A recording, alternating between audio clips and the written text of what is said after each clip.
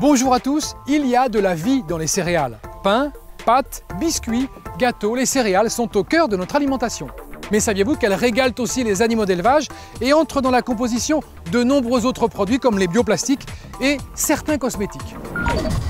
Dans ce numéro d'À tout bout de champ, votre mag info des céréales, nous cheminerons du champ à la table avec Emmanuel Ray, un brasseur nouvelle génération, et Charles Baudard, un jeune agriculteur plein d'idées gourmandes. Mais tout de suite, direction l'Île-de-France, à la découverte d'un phénomène venu des USA, des micro-brasseries qui produisent des bières de grande qualité en restant proches des lieux de production de l'orge. Le travail de la bière, une véritable passion pour Emmanuel Ray, très attentif à la qualité de ses matières premières.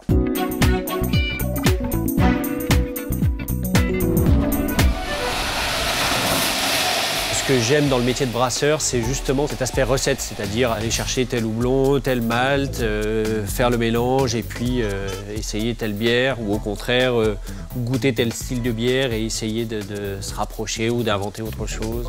Tout part de l'orge sur lesquels il y a eu en fait un début de germination et ensuite ils ont été séchés. Et c'est ces grains-là dont nous on va se servir ensuite en brassage, donc en les concassant et en les réhydratant pour en extraire. Donc à partir de l'amidon du grain, on extrait le sucre.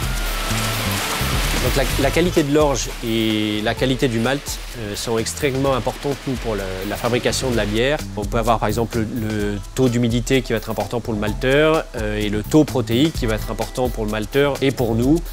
On a besoin aussi de protéines sur les fermentations pour les levures. Donc voilà, tous ces facteurs-là vont influer sur la qualité finale de la bière.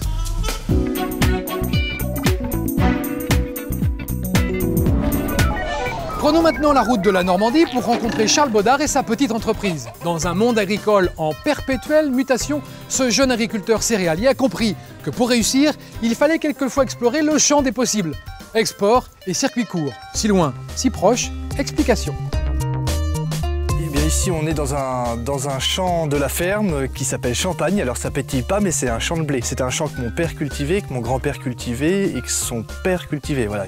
L'histoire de la ferme, c'est une histoire de famille. L'idée, c'était de développer une autre activité qui permette d'asseoir un peu les revenus de la ferme. C'est pour ça que j'ai créé donc, cet atelier de volailles en vente directe.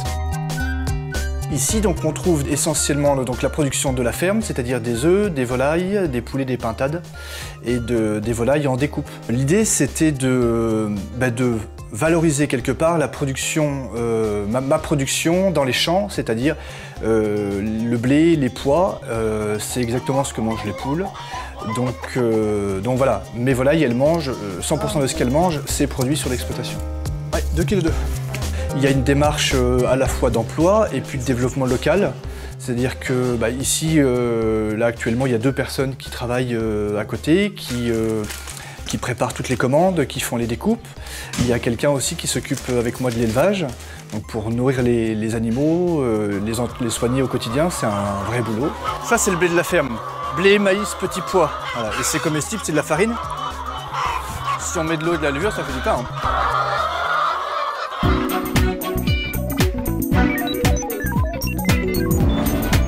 À tout bout de champ, on se pose tous des questions, quelquefois même insolites sur les céréales. Pas de panique, nos experts sont là pour y répondre en 1 minute chrono. Jean-Paul Borde, bonjour. Pourquoi le maïs pousse-t-il très haut? Le maïs, c'est probablement la plus grande des céréales.